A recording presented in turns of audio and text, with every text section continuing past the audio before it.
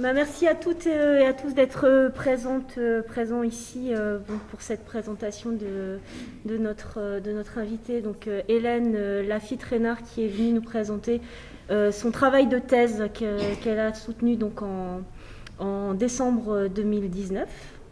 Je vais faire juste une petite présentation aussi donc, de l'association Atelier d'Histoire Critique. Donc, nous sommes une association lilloise qui a été créée en 2017. Donc on a une page Facebook, Atelier d'Histoire Critique, et on a aussi une liste de diffusion. Donc si ça vous intéresse à la fin de l'heure, vous pouvez nous transmettre votre mail et on pourra vous inscrire sur notre liste de diffusion pour vous avertir de nos prochains événements. Merci également à Luc de Micro Rebelle, ici présent pour l'enregistrement donc en direct, qui nous permet d'avoir une portée un petit peu plus large que celle limitée en raison des conditions sanitaires qui nous obligent à ne pas dépasser la jauge de 25 personnes donc à la médiathèque du Vieux-Lille. Donc merci à lui d'être présent pour permettre cette retransmission live. Je vais juste préciser également que les personnes donc, qui nous écoutent en ce moment donc sur le site, sur la radio donc Micro Rebelle, peuvent nous envoyer par notre page Facebook, peuvent nous envoyer des questions, des remarques, puisqu'on aura un petit temps de discussion après l'intervention d'Hélène et la mienne. Alors juste une petite présentation d'Hélène, donc Hélène qui est diplômée de l'EHESS, docteur en histoire, qui vient donc nous présenter sa thèse qui s'intitule « Expression et organisation des personnes adoptées d'origine étrangère en France depuis les années 1980 ». Donc moi je suis très contente qu'Hélène, tu aies fait le déplacement de Paris pour venir nous présenter cette thèse. Et j'ai hâte de découvrir son contenu parce que malheureusement, je n'avais pas pu venir à ton invitation à la soutenance en 2019. Et donc voilà, je suis très contente que tu sois là. Et voilà, merci à toi. Et merci en tout cas, Julie et Nicolas, pour votre invitation. Merci à l'association d'Atelier d'Histoire Critique et à la Micro Rebelle de nous accueillir sur leurs ondes. En effet, moi j'ai fait ma thèse donc en histoire, mais c'est une thèse pluridisciplinaire en histoire, psychologie et sociologie qui porte sur l'histoire de l'adoption internationale. C'est un sujet en fait qui est souvent abordé d'un point de vue du droit international privé ou uniquement à partir de la psychologie. Et c'est vrai le fait que de pouvoir élargir un petit peu la parole des personnes adoptées en histoire, de pouvoir historiciser, de pouvoir voir un peu l'évolution de cette parole, change justement du point de vue et surtout les acteurs ont évolué et surtout moi-même je suis une personne adoptée donc ça permet aussi peut-être de changer de perspective et de point de vue sur la question de la thématique de l'adoption internationale. Donc l'objectif principal de l'étude était de rendre compte de l'émergence en France de cette parole à partir des années 80. Et l'objectif était de voir d'une part la revendication progressive d'un droit à la parole et la mise en œuvre d'une expression publique sous des formes variées, des enfants adoptés d'origine étrangère devenus adultes en France. Car justement, l'idée, c'était de voir un peu cette évolution de la parole de l'enfant, la parole de l'adolescent, jusqu'à l'âge adulte. Donc, avoir une perspective et une approche temporelle, générationnelle et donc historique. Et d'autre part, l'auto-organisation, avec la création des associations des personnes adoptées, de ces personnes en un éventail croissant d'associations qui revendiquent un statut d'acteur à part entière au sein des institutions de l'adoption. Donc pour cela, je me suis appuyée de sources. Donc dans une approche historique, j'ai consulté les archives, bien sûr, des associations des personnes adoptées d'origine étrangère en France. Donc principalement Racine coréenne, qui est une association de personnes adoptées d'origine coréenne qui a été créée en 1995. Une autre association dont tu parlais, La Voix des adoptés, et le Conseil national des adoptés qui regroupe plus largement toutes les associations de personnes adoptées d'origine étrangère en France. J'ai également consulté des archives provenant de la mission Adoption internationale au Quai d'Orsay. de l'Agence française de l'AFA, l'Agence française de l'adoption, d'OAA, et donc c'est les organismes agréés pour l'adoption, des archives d'associations de familles comme EFA, les Enfance et Familles d'Adoption. J'ai épluché les articles de presse écrite, de presse audio, radio consacrés à l'adoption, donc respectivement depuis 1996 et depuis 1981, où on voit des personnes adoptées qui s'expriment.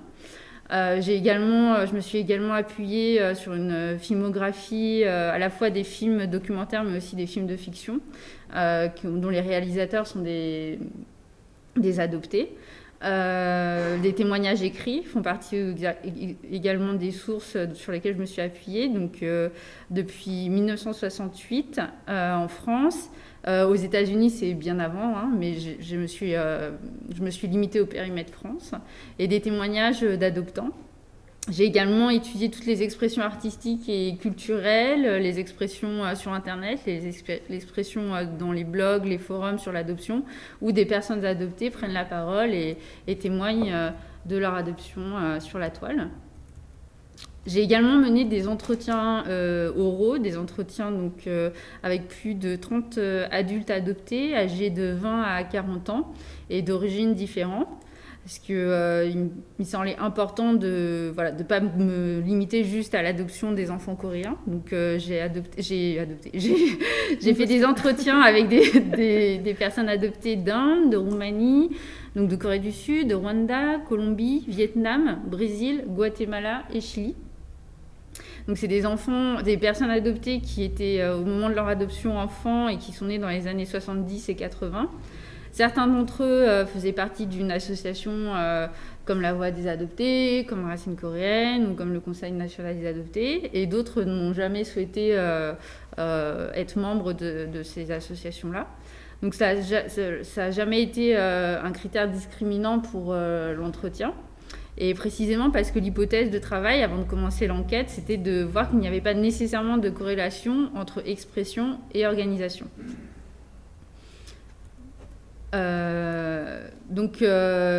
Bien sûr, je vous disais que je suis moi-même une personne adoptée de Corée du Sud, ce qui peut poser des questions d'objectivité par rapport à la posture du chercheur.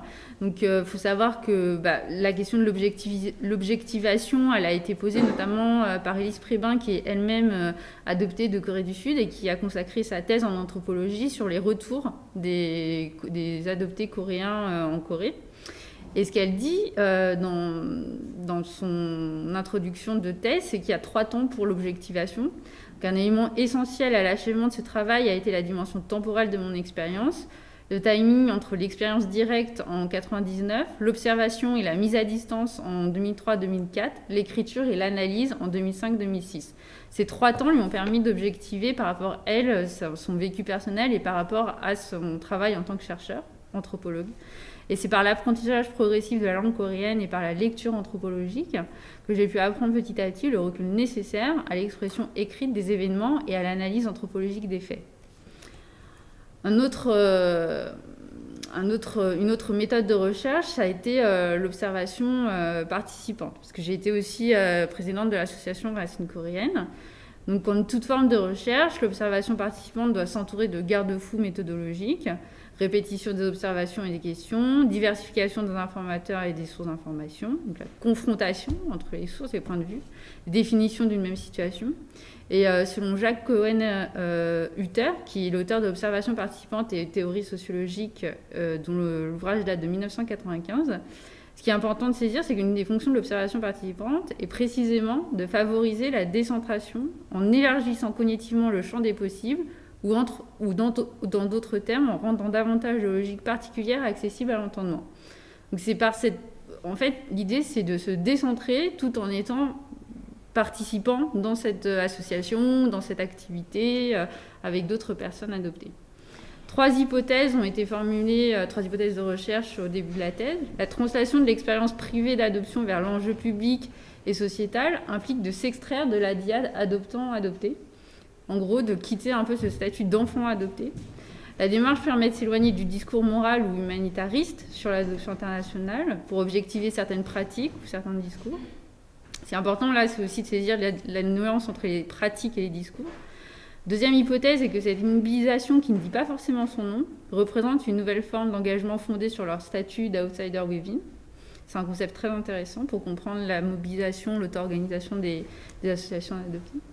Et la dimension temporelle, générationnelle et donc historique de l'adoption ont différentes modalités et motivations de l'expression des personnes adoptées au fil des âges.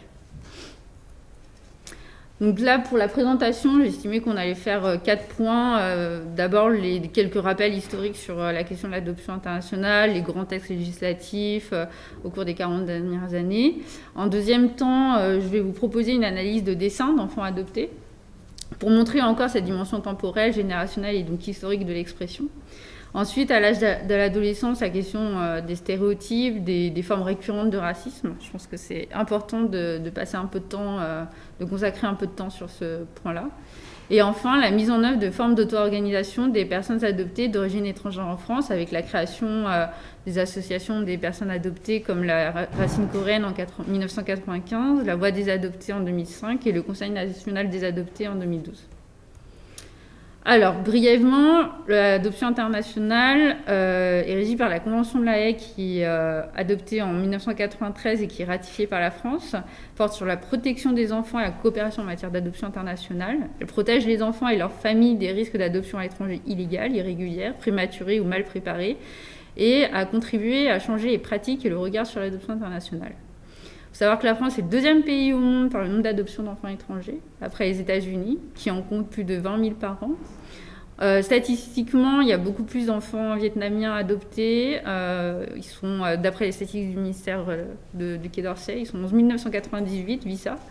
De côté Corée du Sud, 10 544, Colombie, 9 375, les adoptés du Brésil, 6 316.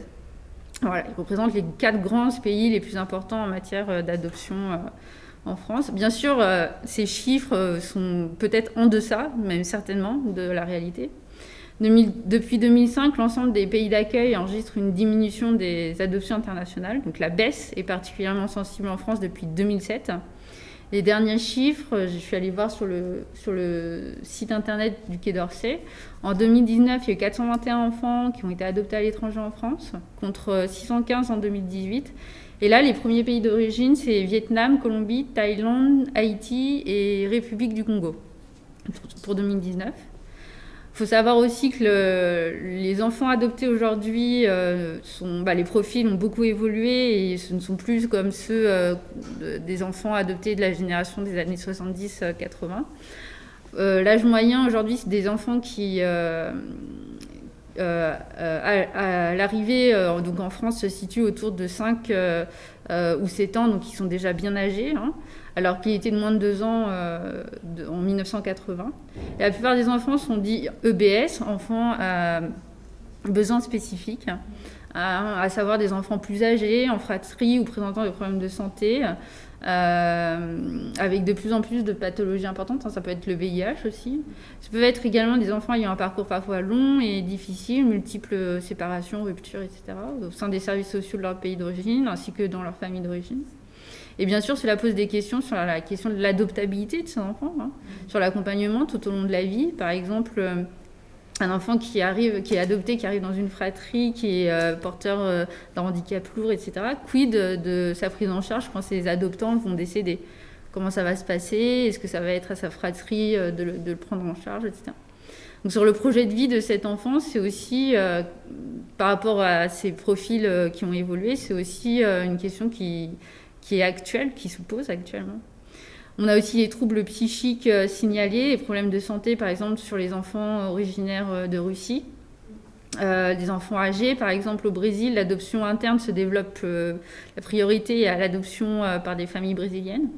Les familles brésiliennes adoptent les enfants les plus jeunes. Donc, ceux qui sont proposés pour l'adoption internationale sont souvent des enfants beaucoup plus âgés. Et le contexte particulier selon les pays d'origine, je vais vous prendre l'exemple de la Chine avec la politique de l'enfant unique. On a 98% des enfants qui sont des petites filles, parce que souvent ils gardent les petits garçons et ces petites filles qui partent à l'adoption. Donc ça aussi, cette politique-là qui a favorisé l'abandon des petites filles chinoises. Alors maintenant, sur le deuxième point, sur la question des dessins d'enfants adoptés. Donc, c'était lors d'un entretien que j'ai fait avec Marie Kim Chavroche. Elle est née en 1964 en Corée du Sud. Donc, même avant les grands flux 80, etc., d'enfants adoptés de Corée du Sud. Et quand elle est arrivée, en fait, pour l'entretien, elle m'a pas tout de suite donné ses dessins d'enfants adoptés. On a d'abord passé l'entretien, etc. Et c'est vraiment à la toute fin de l'entretien qu'elle a sorti de son sac à main ses dessins et elle les a posés de façon très discrète sur mon bureau de travail et elle est partie. Donc, si vous voulez, c'était un peu curieux parce j'ai eu l'impression qu'elle me confiait quelque chose de son histoire, mais sans vouloir dire, sans vouloir exprimer quelque chose. Moi, par exemple, je me suis demandé, mais pourquoi, quel était le sens de cette démarche? Je ne suis pas psychologue, etc. Mais je pense que ça fait partie quand même voilà, des sources importantes que je tenais à partager avec vous et à vous présenter avec vous.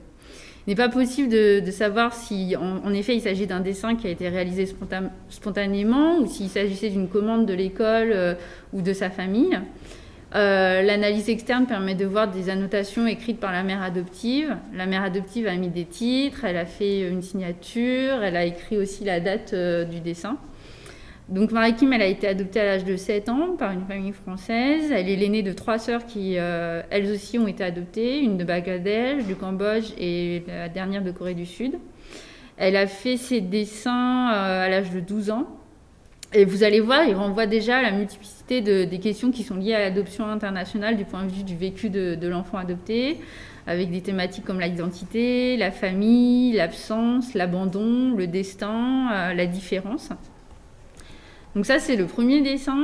Il a été fait donc, le 27 février 1976. Donc, vous voyez les petites annotations de la mère adoptive. Et on voit en fait Marie Kim qui se représente dans les bras de certainement la mère coréenne en fait, en Corée. Et c'est très intéressant de voir qu'elle a dessiné une jupe toute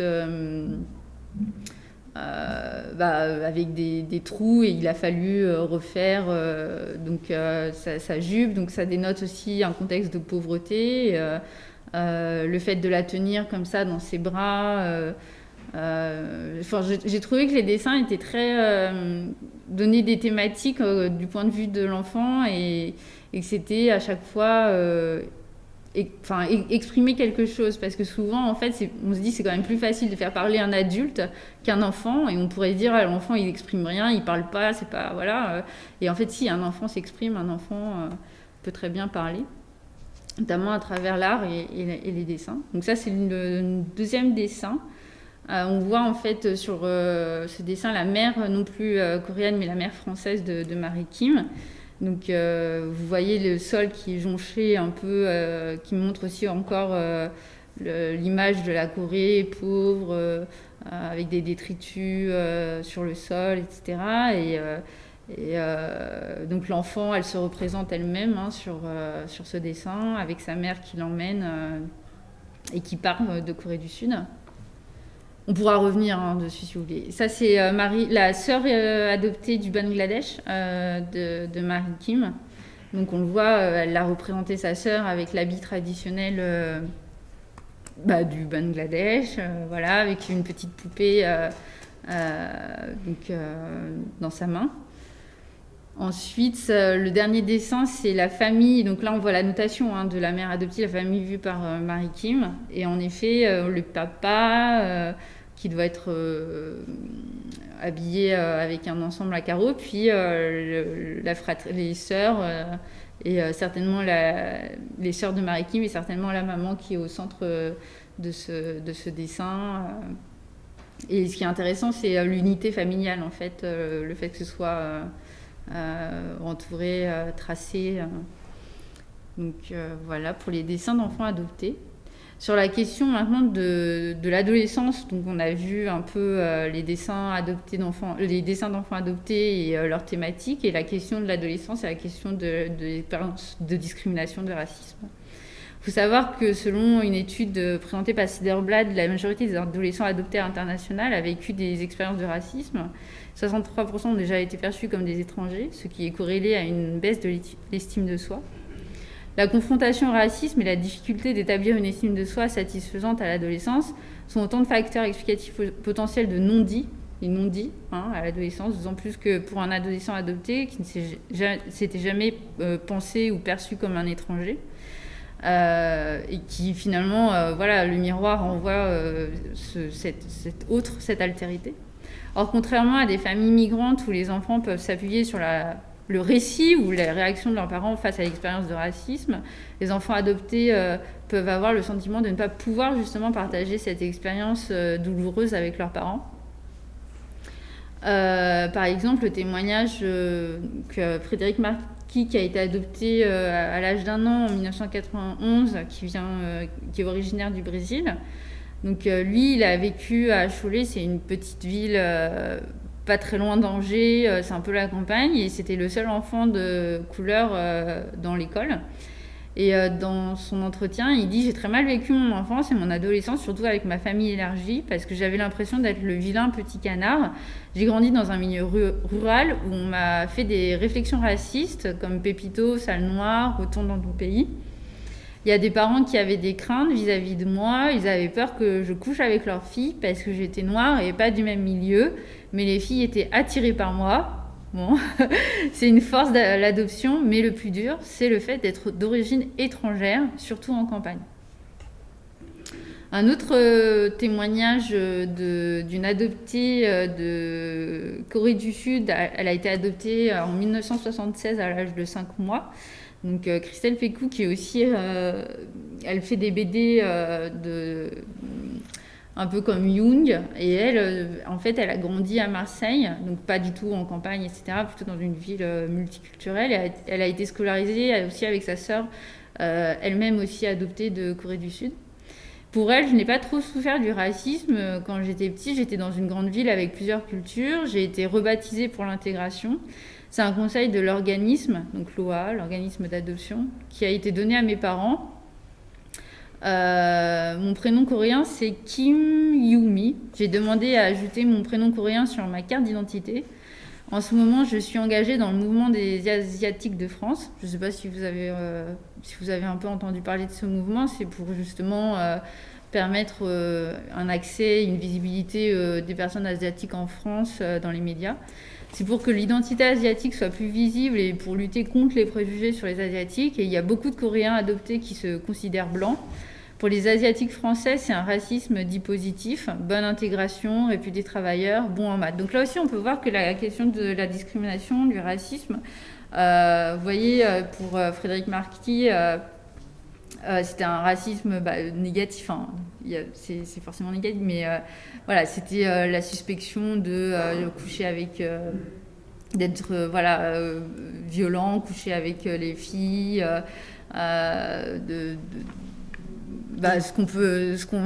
voilà, il y a une animalisation, il y a à la fois l'animalisation et la fétichisation dans son témoignage, ouais. En fait. Alors que là, donc c'est un racisme, et elle se rend compte de ça, elle est lucide de ça. Quand elle parle de racisme dit positif, bonne intégration, et puis travailleur et bon en maths. Enfin, donc lui, Razvan, c'est un témoignage qu'il a publié sur le site internet de l'Association des adoptés de Roumanie. Et en fait, c'était pendant la période où il y avait toute une polémique là, avec... comment il s'appelait lui, Manuel Valls sur ils ont vocation à rentrer dans leur pays. Comme vous pouvez le constater dans les médias européens, les Roms, dans n'importe quel pays, sont automatiquement pointés du doigt. Par exemple, me concernant, j'ai fréquemment eu des contrôles de papier juste parce que ma peau était de couleurs différentes. Dans certains magasins, les gens me regardent comme si j'avais forcément fait quelque chose de mal. À l'époque, je savais déjà que j'étais d'origine Rome, mais à cause de tout ce que les journaux télévisés français racontent sur eux, j'en avais peur. Donc j'avais peur de la communauté d'origine, quoi. Le problème est qu'il est difficile en fait d'aborder le sujet pour une personne adoptée pour qui la question de l'intégration dans la société d'accueil et dans la famille d'adoption est très pesante. Et cette insolente incarnation du réel dans laquelle les enfants adoptés ils évoluent et ils cherchent un équilibre fragile entre dans leur identité, c'est une question qui est fondamentale et qui reste complexe. Et surtout qui invite la société à interroger les représentations et les normes de notre société. Par exemple, la même idée, j'ai aussi fait des entretiens avec des parents adoptifs et la maman adoptive me disait la fille adoptée, la première est d'origine antillaise, elle a 22 ans, notre fille asiatique a 21 ans, elle est arrivée en France à l'âge de 2 mois.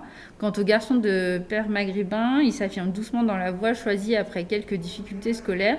Bien que très différents les uns des autres, une vraie solidarité existe entre eux. Il y a fraternité réelle. Nous avions remarqué, précise-t-il, lorsque nous les promenions enfants, que tous les regards admiratifs allaient à notre fille asiatique ou à notre garçon maghrébin plutôt qu'à notre fille antillaise. Et elle dit, le racisme serait-il ségrégatif ? Donc l'aide des parents pour faire face aux remarques racistes est importante et cela peut passer par des recherches de modèles comme l'identification aux Noirs d'Amérique, une mère adoptive donnait Barack Obama comme modèle à son enfant afin de le rendre fier de sa couleur. Et avoir un enfant noir pour les parents adoptifs relève d'un choix qui fait référence le plus souvent soit à Madagascar, soit à Haïti. La couleur de l'enfant n'est pas neutre dans l'espace public, elle suscite des réactions de discrimination ou d'admiration.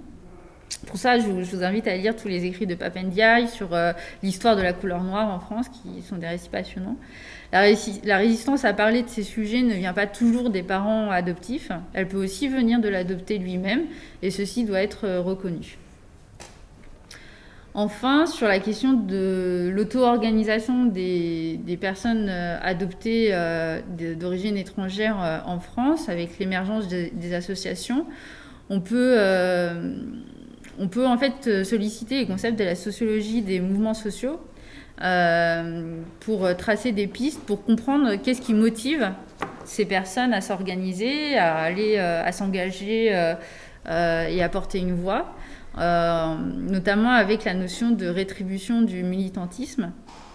En fait, il apparaît surtout que les motivations peuvent évoluer dans le temps, c'est pas figé dans le marbre, entre la volonté de briser l'isolement, le besoin de socialisation entre adoptés, en passant par les motivations utilitaristes, trouver des informations pour une démarche de recherche des origines, jusqu'à un engagement plus politique, mais plus militant en faveur de la défense des droits des personnes adoptées, par exemple.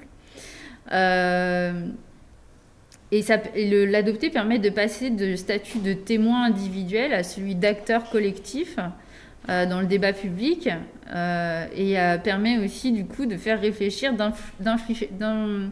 d'influencer l'élaboration des politiques au niveau des institutions de l'adoption. Sur la question aussi de la recherche des origines, c'est très... Alors, en fonction des associations de personnes adoptées, ce que j'ai remarqué, c'est que Racine Coréenne, par exemple, n'est pas du tout active sur la question de la recherche des origines, donc ils sont plutôt sur une neutralité, là où d'autres associations vont vraiment engager leurs membres à faire des démarches de recherche des origines. Et ça peut être un enjeu majeur de la perspective d'institutionnalisation, d'un accompagnement post-adoption selon les associations. Parce que les associations d'adoptés, elles pallient en fait le manque des services publics. Donc il y a un truc qui s'appelle le CNAOP, mais le problème c'est que le CNAOP il a été créé surtout pour aider les personnes adoptées nées en France, parce que les personnes adoptées d'origine étrangère, on les renvoie souvent vers leurs OA ou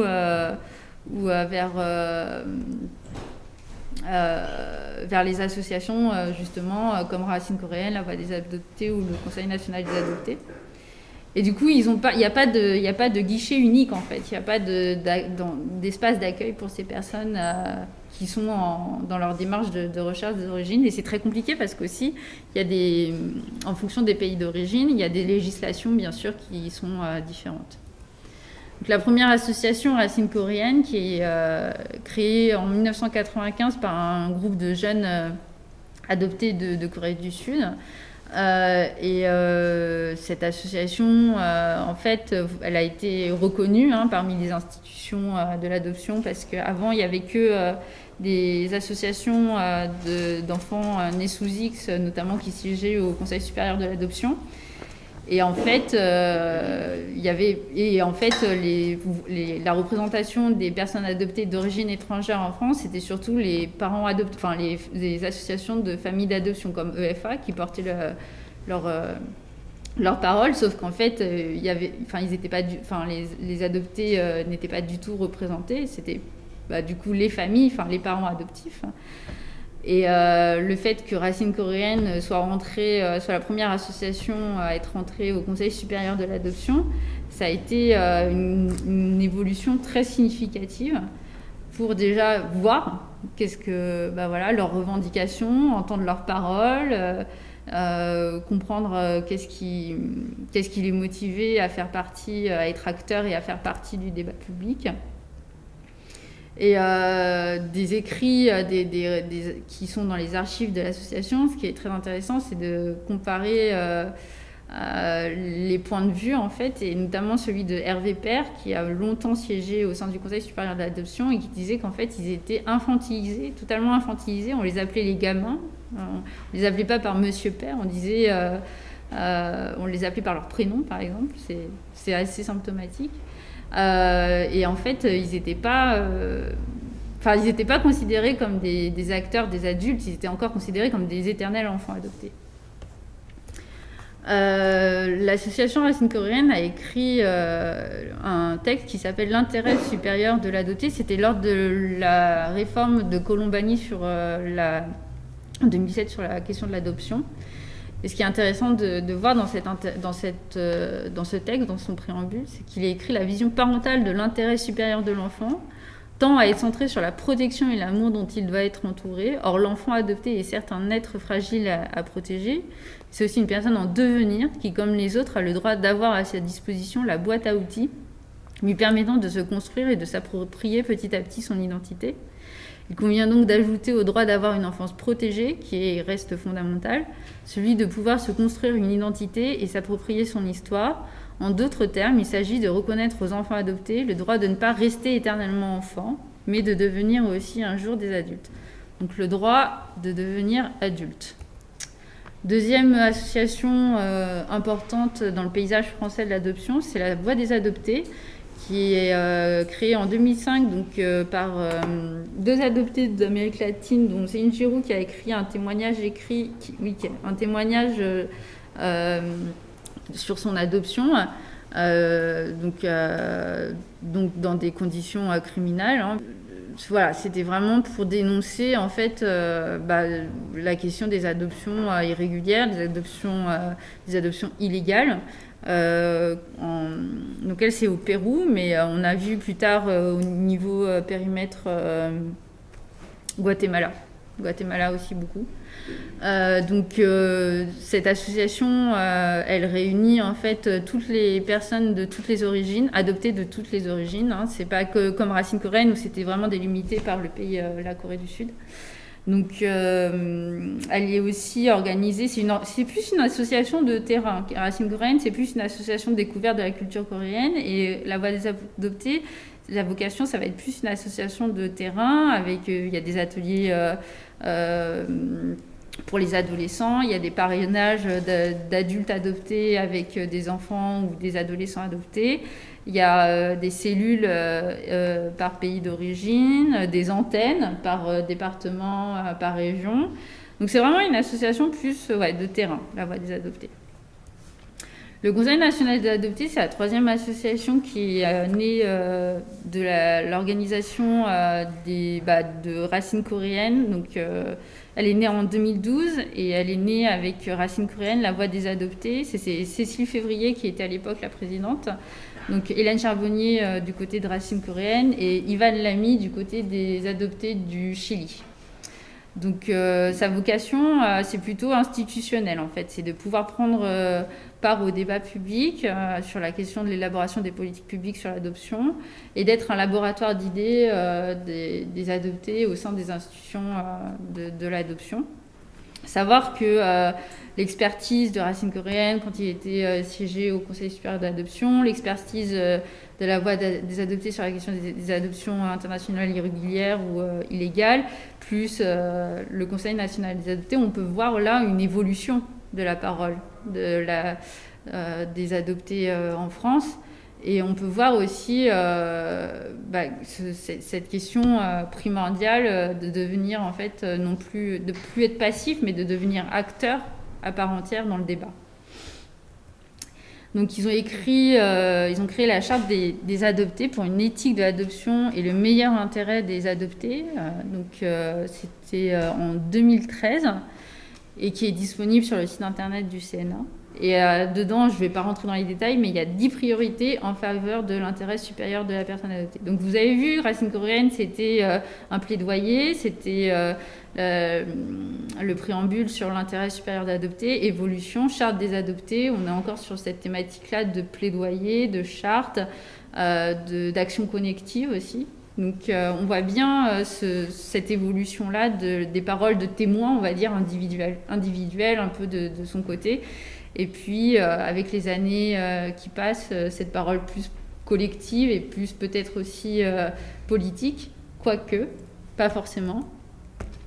La dernière génération d'associations, c'est à partir des années 2010, avec la création des associations comme l'Association française des orphelins de Roumanie, l'Association des adoptés du Brésil, l'Association des adoptés du Rwanda, l'Association des adoptés...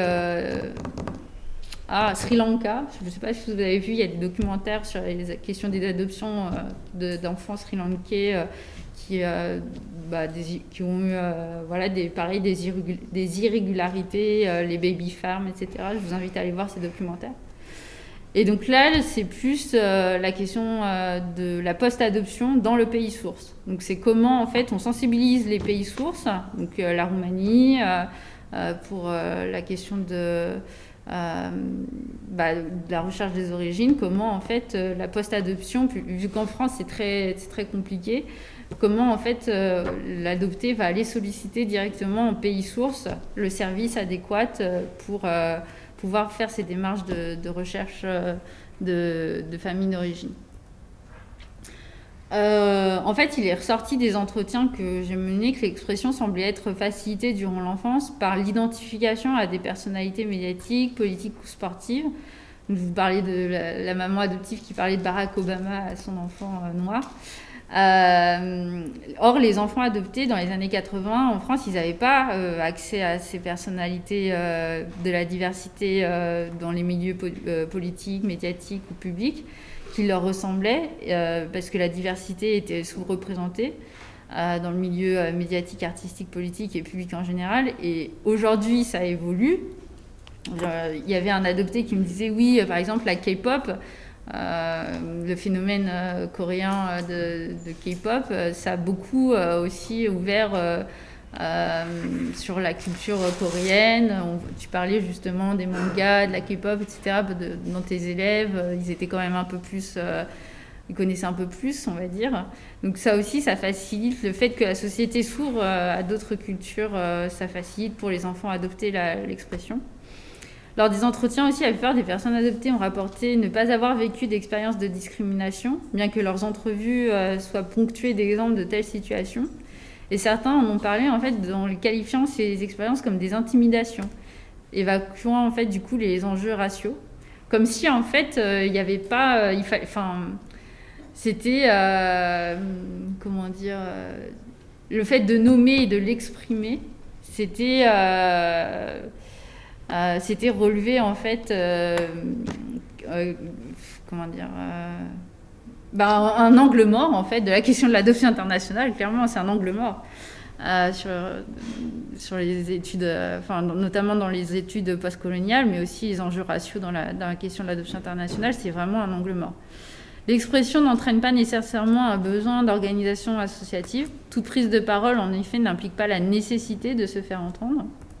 Néanmoins, le questionnement identitaire, il peut entraîner la prise de conscience d'une identité collective, mouvante, et qui va s'étoffer au fil des interactions entre adoptés devenus adultes. Et les années passant, en fait, la question de l'agentivité et des modalités d'organisation de ces personnes est peut-être à réintroduire dans le cadre plus large de la réappropriation de sa narration, qui dépasse la simple quête des origines. Donc, en accord avec Nathalie Chéreau, qui est sociologue à l'Université de Montréal, je crois, l'affirmation de situations problématiques ou injustes dans la prise de parole publique des adoptés constitue en fait toujours un prérequis par contre à leur organisation. Le développement d'associations des adoptés a permis à ceux-ci d'investir l'espace institutionnel de l'adoption, de pouvoir porter une parole en tant qu'expert légitime pour formuler des préconisations sur le sujet.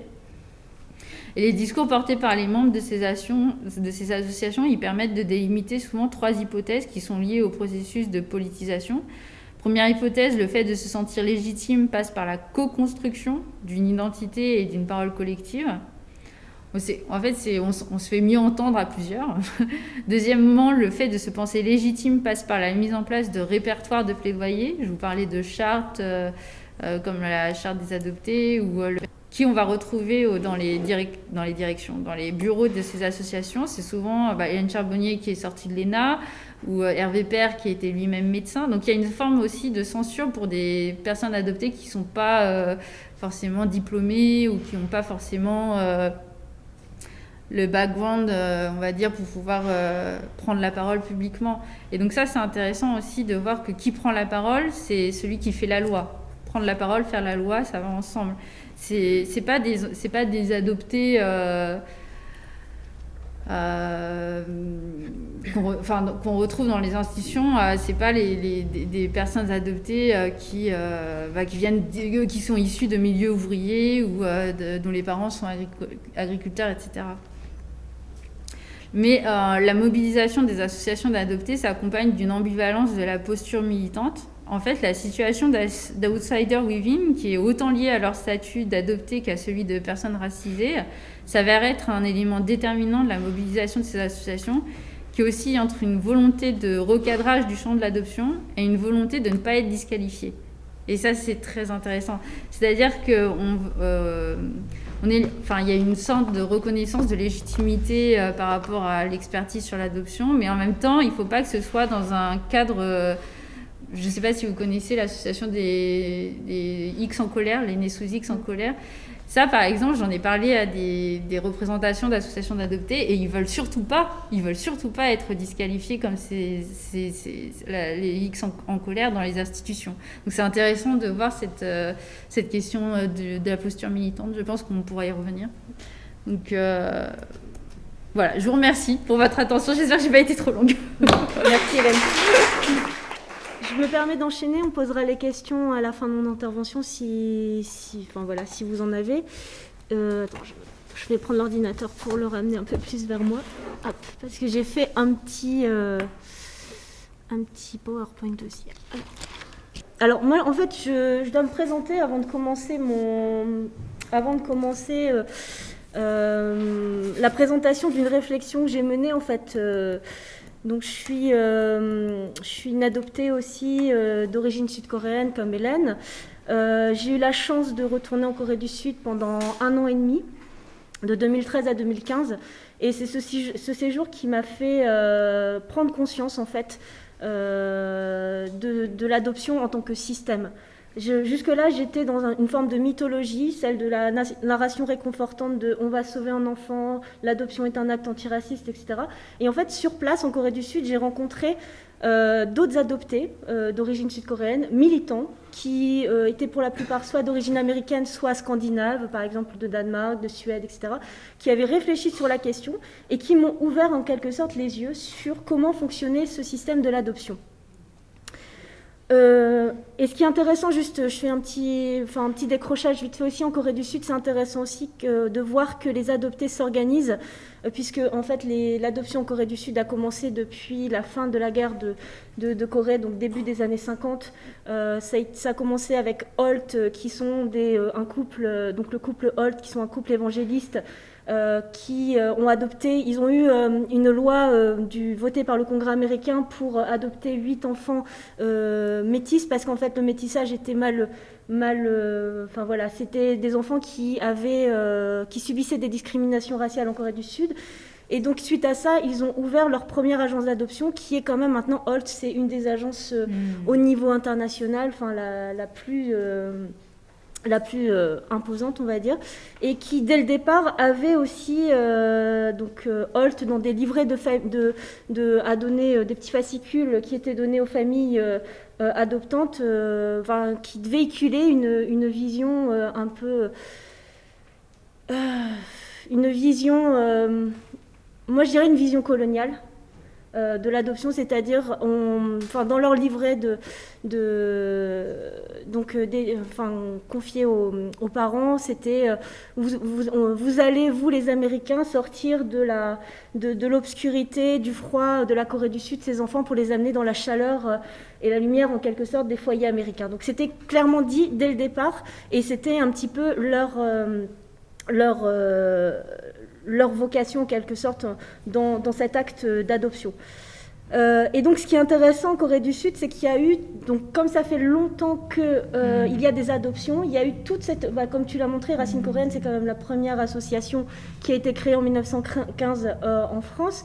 Et en Corée du Sud, il y a beaucoup d'adoptés qui reviennent aussi, qui s'organisent et qui se mettent en lien avec des collectifs comme un collectif de mères célibataires qui s'appelle KUMFA. Donc KUMFA, ça veut dire Korean Unwed Mother Families Association. Et en fait, c'est des femmes qui militent pour plus de droits, parce que les femmes non mariées, ce qu'on appelle les femmes non mariées, les femmes célibataires en Corée du Sud, sont énormément discriminées. Et c'est une des raisons principales aussi des abandons depuis notamment les années 60 en Corée du Sud.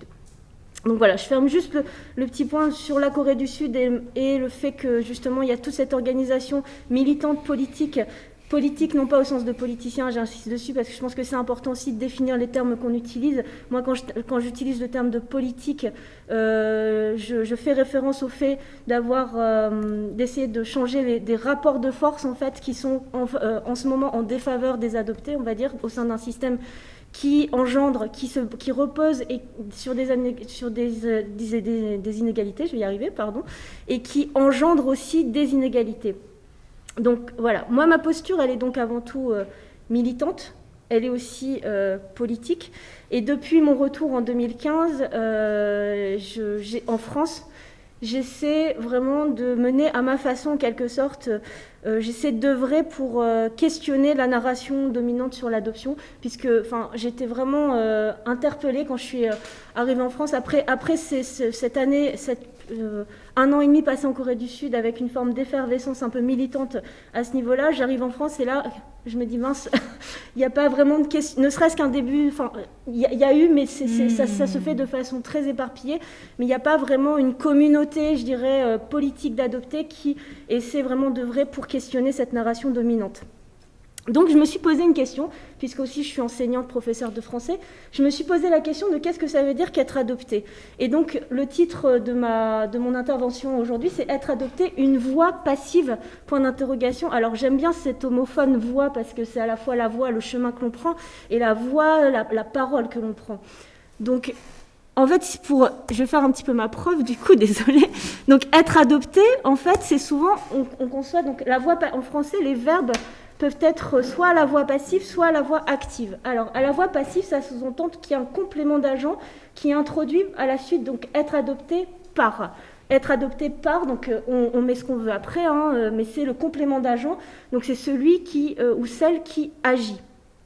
Et en général, le verbe adopter, c'est un verbe qui est très souvent utilisé, notamment dans les publicités. Adopter un nouveau look, adopter ce nouveau maquillage. Et pour moi, adopter, ça veut dire prendre, ça veut dire choisir. Donc il y a vraiment cette forme d'agentivité qui est véhiculée à travers ce verbe, alors que dans être adopté, on a ce sentiment d'être, donc être adopté, pour moi, il y a une forme de voix passive ici dans cette formulation, et qui a des incidences en fait sur notre vécu d'adopté, qui exprime aussi des réalités que je vais essayer de vous décrire. Donc, d'abord le fait que en tant qu'adopté, on n'est pas des sujets de l'action, mais je pense que ça, je fais un peu écho à tout ce que tu as dit aussi dans ta présentation.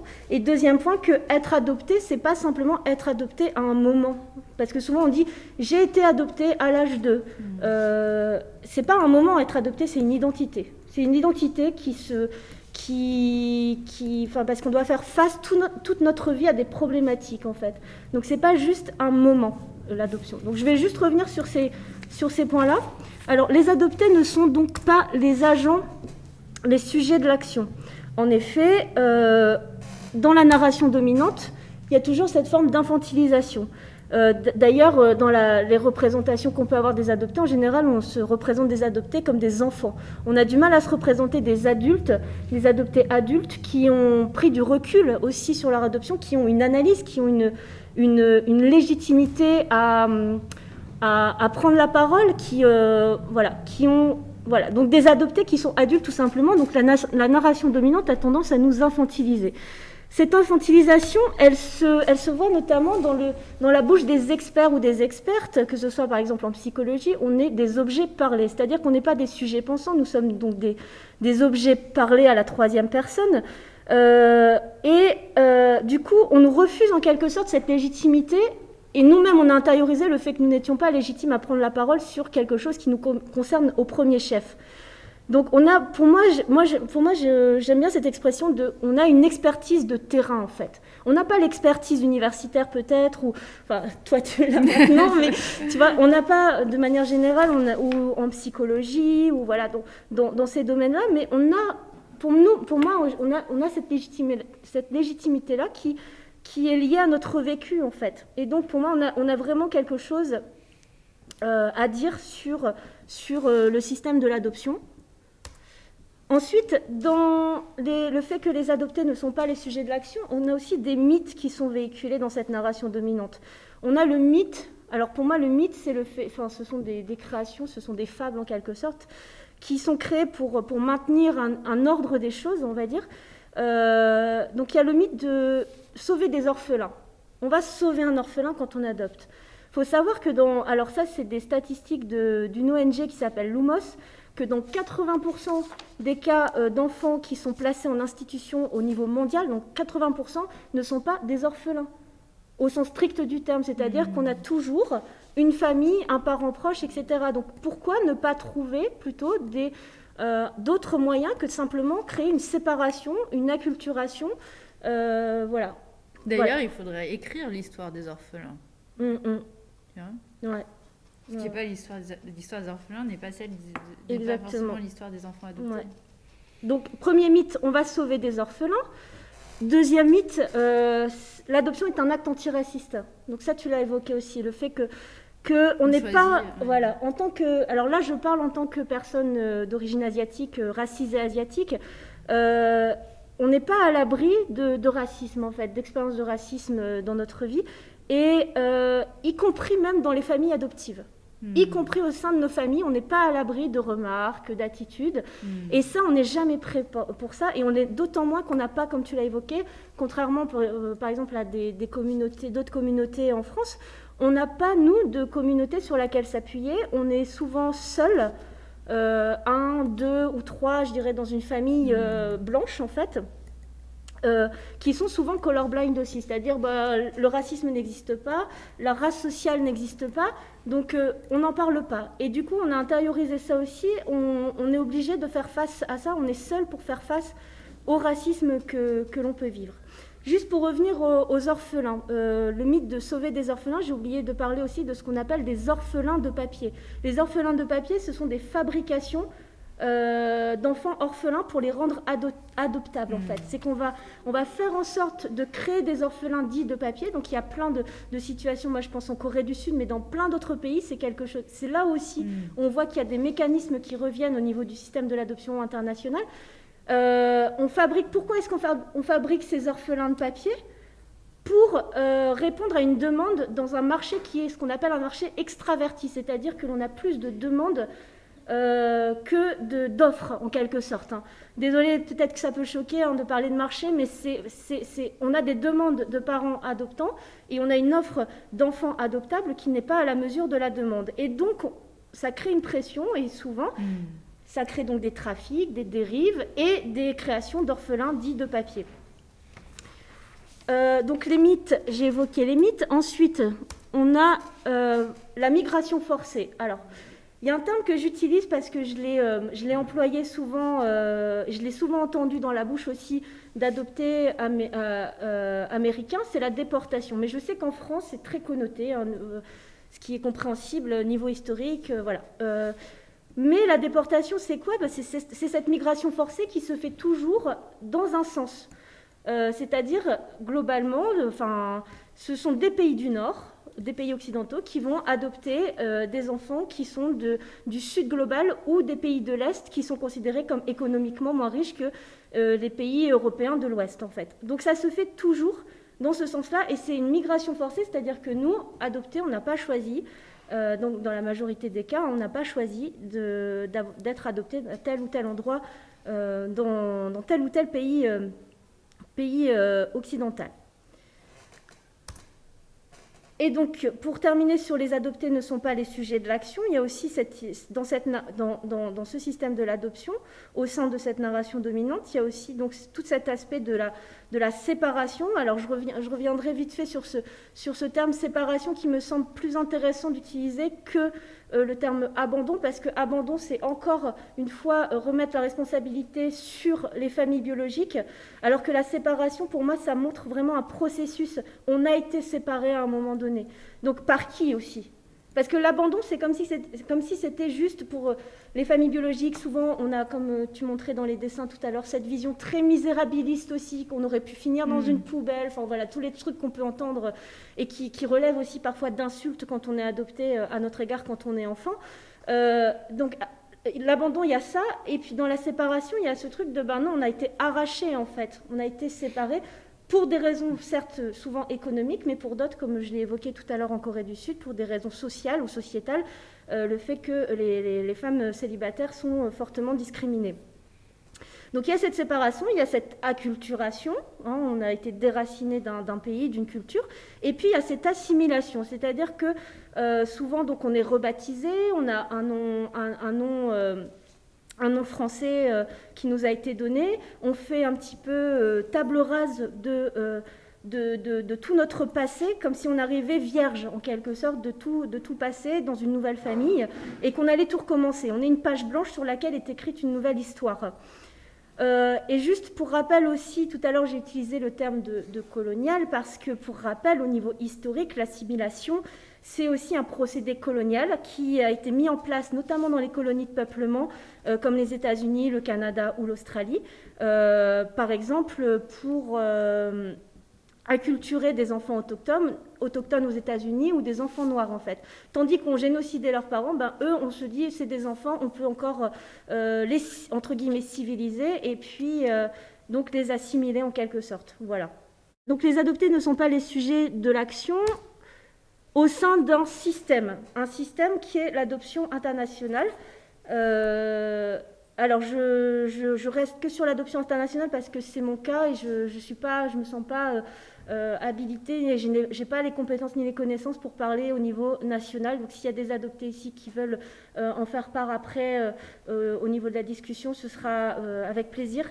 Donc moi je m'arrête sur l'adoption internationale puisque c'est mon cas en fait en tant qu'adoptée d'origine sud-coréenne. Donc je pense que c'est vraiment très important de décentrer son regard, que l'on soit adopté, que l'on soit parent adoptant, c'est très important de changer de perspective en fait, pour essayer de comprendre comment fonctionne ce système. Je pense qu'il faut arrêter d'avoir aussi cette vision, parce que ça fait partie de la narration dominante qu'on entend tout le temps en fait, qui est c'est bien d'adopter, c'est mal d'adopter, ou mon adoption s'est bien passée, à moi elle s'est pas bien passée. Je ne remets pas en cause les ressentis personnels de chacun, de chacune. Ok, on peut avoir une adoption réussie comme une action non réussie. Moi, je veux vraiment essayer de me décentrer de ça, de changer de perspective et de sortir de cette vision morale, c'est bien, c'est mal d'adopter. C'est pas le point, en fait. Je pense qu'il faut donc sortir d'une vision qui se dit un peu morale ou moralisante et d'une vision individuelle pour essayer de comprendre un système dans sa globalité, essayer de comprendre ses mécanismes à travers l'analyse de pratiques. À travers les pratiques de l'adoption, comment est-ce qu'on va essayer de comprendre ce système ? Alors, je me suis amusée, en tant que prof de français, à aller voir la définition de système sur Internet. Bon, alors système, c'est un ensemble, ça peut avoir deux sens. Le premier sens, ensemble d'éléments interagissant entre eux selon certaines règles. Et le deuxième sens que je trouve intéressant, c'est un ensemble de pratiques organisées en fonction d'un but. Par exemple, le système de défense d'un accusé. Moi, je trouve que c'est intéressant. Pourquoi ? Parce que je pense qu'il y a deux lectures possibles de ce but, en fait. Donc de cet ensemble de pratiques organisées en fonction d'un but, il y aurait un but officiel, entre guillemets, idéal, celui par exemple de la Convention de La Haye de 1993, qui se dit, donc qui est l'architecture juridique qui va chapeauter, encadrer l'adoption internationale, et qui se dit être dans l'intérêt supérieur de l'enfant ou en dernier recours. Ça, c'est le texte, c'est, on va dire, la version idéale. Le but réel, celui que l'on voit à travers les pratiques, on se rend compte que les pratiques rentrent en contradiction avec des idées énoncées dans ce genre d'institution, puisqu'on voit très bien que ce n'est pas en dernier recours l'adoption. Si c'était vraiment un dernier recours, on ferait en sorte justement de maintenir l'enfant dans son pays, dans sa langue, dans sa culture. Je vous ai dit tout à l'heure que dans 80% des cas d'enfants qui n'étaient pas vraiment orphelins, donc essayer au niveau institutionnel aussi, à l'intérieur des pays sources, de trouver une manière de ne pas envoyer les enfants comme ça à l'adoption internationale. Et donc par rapport à cette comparaison entre l'adoption d'un point de vue moralisant, individuel, et puis l'adoption plutôt d'un point de vue systémique, et je rajouterais même le terme décolonial, j'ai fait un tableau, mais je ne vais pas l'analyser là, mais là c'est juste une partie du tableau. Si ça vous intéresse de le voir plus précisément, il est sur mon blog qui s'appelle Voix débridée. Du coup... voilà, donc il y a d'un côté la vision individuelle, l'adoption c'est pour pallier les abandons, et de l'autre l'adoption c'est source de séparation. En fait, ce que je vous expliquais tout à l'heure, pour moi c'est important, les mots sont importants, ils véhiculent des idées, et pour moi abandon, comme je vous l'ai dit tout à l'heure, c'est le fait de la responsabilité d'un couple co-famille biologique qui abandonne finalement, et puis la séparation, il y a vraiment ce processus d'arrache, enfin on est séparés d'eux en fait, voilà. Donc là je ne vais pas revenir sur ce tableau puisque voilà, si vous voulez aller le voir sur le blog si ça vous intéresse, et donc comme l'adoption internationale est un système donc qui, selon moi, parce que comme je vous dis, moi j'ai plutôt un point de vue militant, c'est un système qui se nourrit d'inégalités, donc par exemple les inégalités entre Nord et Sud global, et qui engendre donc aussi des injustices et des inégalités.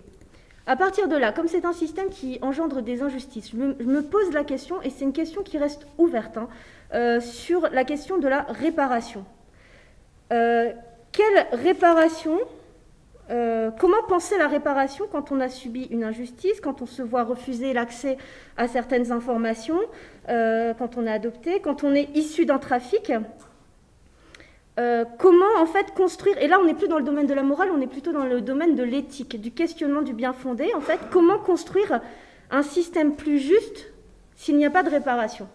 Donc moi je pense que la question de la réparation, elle est centrale, que ce soit des réparations symboliques ou des réparations juridiques. Comment réparer au sens propre comme au sens figuré? Comment réparer les blessures, les plaies, et là je fais référence à la santé mentale, parce qu'on sait très bien qu'il y a une étude de 2013 faite aux États-Unis qui a été faite sur des milliers d'adolescents qui montre que les adoptés commettent 4 fois plus de tentatives de suicide. Donc il y a un réel enjeu à ce niveau-là. Donc comment faire par exemple pour qu'il y ait un bon suivi psychologique? Tout simplement. Pour moi, ça serait une des réparations possibles. Comment faire pour que les adoptés soient bien suivis avec des personnels soignants ou des psychologues qui soient formés. Parce que je ne suis pas sûre qu'à l'heure actuelle, il y ait une réelle formation à ce niveau-là, en fait. Enfin, à la hauteur des enjeux et des problématiques que l'on a quand on est adopté. Donc, et puis, des réparations aussi au sens juridique. Là, par exemple, cette année, en juin encore de cette année, il y a 9 adoptés d'origine malienne qui ont porté plainte contre un organisme qui s'appelle Rayon de Soleil, parce qu'ils ont découvert qu'ils étaient issus d'un trafic. Donc là aussi, il y a des dépôts de plainte qui sont en train de se faire un peu partout dans le monde, comme en Corée du Sud, où Adam Krasper, qui a été déporté, c'est-à-dire il a été, suite à des problèmes avec la justice, il a été à nouveau séparé, mais cette fois de sa femme et de ses enfants aux États-Unis, pour être déporté en Corée du Sud, où il ne parle pas la langue, et il se retrouve là avec d'autres, il y a d'autres cas comme ça, d'adoptés coréens qui se retrouvent comme ça déportés en Corée du Sud parce qu'ils n'ont pas la nationalité, la citoyenneté américaine par exemple, parce que l'adoption plénière En France, c'est une adoption plénière, mais aux États-Unis, c'est pas quelque chose qui est systématique. Donc, comment est-ce qu'on répare ces injustices-là? Donc, Adam Krasper, lui, a porté plainte aussi contre Holt, donc Holt, l'agence que j'évoquais tout à l'heure, et contre le gouvernement sud-coréen pour négligence grave à l'égard de milliers d'adoptés qui ont été envoyés dans le monde. Donc là, pour l'instant, je ne sais pas ce que donne ce dépôt de plainte, mais en tout cas, lui, il sait très bien qu'il ne va pas gagner sa plainte, mais le but, c'est aussi d'en parler tout simplement, que ce soit médiatisé, que ce soit en Corée du Sud ou à l'international. Je pense que d'autres réparations possibles, ce serait d'envisager, pourquoi pas, de donner les moyens financiers aux adoptés pour retourner dans leur pays d'origine. Parce que ça aussi, des fois, on n'a pas... moi, j'ai eu la chance de pouvoir le faire, parce que j'ai une situation... voilà, j'ai un travail qui m'a permis aussi de me mettre en disponibilité, d'avoir de l'argent suffisant pour y aller, mais il y a plein d'adoptés dont ce n'est pas le cas. Donc aussi, comment faire à ce niveau-là pour faciliter, on va dire, les retours dans les pays d'origine. Alors, je vais terminer sur le point, être adopté, c'est donc plus qu'un moment, c'est une identité. Alors, une identité qui est individuelle, dans un premier temps, donc les problématiques auxquelles on doit faire face toute notre vie. Par exemple, les antécédents médicaux, ça c'est quelque chose qui revient systématiquement quand on est adopté. Qui n'a pas ressenti ce malaise quand vous êtes face à un médecin que vous rencontrez pour la première fois, qui vous demande « et vos antécédents médicaux ?» Et là, vous dites, je suis désolée, je suis adoptée. Comme si déjà, il fallait s'excuser d'être adopté. Enfin, voilà, qui n'a pas ressenti ça face à cette question? Quels sont vos antécédents médicaux? Ensuite, il y a ce qu'on appelle le miroir biologique. Le privilège, en quelque sorte, quand on est un enfant biologique, de pouvoir se reconnaître à travers les traits de nos proches. Quand on est adopté et quand on n'a pas retrouvé sa famille biologique, en tout cas, c'est pas... c'est une problématique aussi auquel on doit faire face.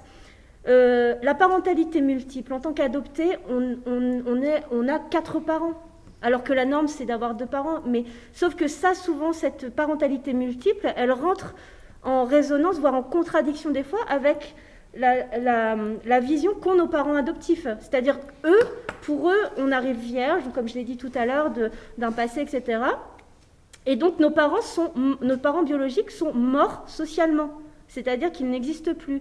Donc il y a aussi cette idée que nous, en fait, on doit aussi faire face à ça, qu'on a une parentalité multiple, et ce qui serait bien, c'est que les parents qui adoptent aient aussi cette vision-là de la parentalité multiple, on a 4 parents en fait. Et puis les problématiques quand on n'a pas retrouvé sa famille biologique, de la fiction. On vit dans une fiction, on n'a pas... On s'imagine des choses, souvent qui sont liées aussi à une narration dominante, comme le fait, moi je me suis souvent dit quand j'étais enfant, si j'étais restée en Corée du Sud, j'aurais peut-être atterri dans la rue, j'aurais été, vraiment les visions misérabilistes, que j'aurais été une prostituée, voilà. Et en fait, je n'en sais rien. Enfin, il y a aussi cette vision-là que quand on est adopté dans un pays occidental, on va forcément vivre une meilleure vie. Mais c'est quoi meilleur? Qu'est-ce que ça veut dire vivre une vie réussie? Qu'est-ce que ça veut dire en fait? Donc il faut se poser vraiment toutes ces questions-là. En fait, il faut savoir que ce sont des normes qui sont imposées par un récit, par une narration dominante, qu'il faut questionner du coup. Et puis l'identité, tu l'as évoqué tout à l'heure, elle est collective et politique. En fait, quand je reviens sur mon expérience en Corée du Sud, je me suis rendu compte qu'à travers toutes ces problématiques communes individuelles, nous, adoptés, on avait comme un terreau commun, c'est-à-dire que nos expériences de vie se font écho malgré tout. Malgré nos expériences de vie différentes, il y a des problématiques qui se font écho. Et j'ai plusieurs fois ressenti un sentiment de compréhension mutuelle en rencontrant d'autres adoptés, y compris quand c'était la première fois que je les rencontrais.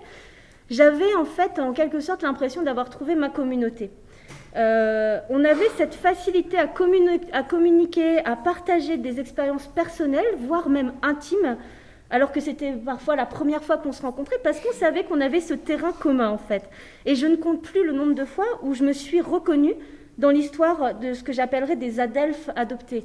Alors adelphes, ça veut dire issus d'une même mère, ça écarte les notions de genre quand on dit sœur ou frère. Adelphes, c'est qu'on est issu d'une même mère, d'une même matrice. Et en quelque sorte, c'est vrai qu'en tant qu'adoptés, on est tous et toutes issus d'une matrice qui est en quelque sorte ce système aussi de l'adoption. Et en fait, le nombre de fois donc, où je me suis reconnue dans ce que d'autres adelphes adoptés pouvaient dire, et à quel point ça m'a procuré un bien réparateur. Je ne me sentais plus seule, en fait. Je pense qu'en tant qu'adopté, on est comme des alter-égaux, c'est-à-dire autres et même à la fois. Et je pense que c'est une force aussi dont il faut se saisir pour construire une identité collective, une identité politique, donc politique dans le sens où on va essayer de questionner les rapports de force les intérêts qui sont en jeu et essayer de faire en sorte de les tourner en notre faveur, puisque jusque-là, on n'est pas bénéficiaire, on va dire, totalement de ce système. Et je pense que donc c'est important de construire cette identité qui se veut donc collective, parce que c'est que collectivement qu'on pourra faire en sorte de déstabiliser cette narration dominante qui nous infantilise toujours.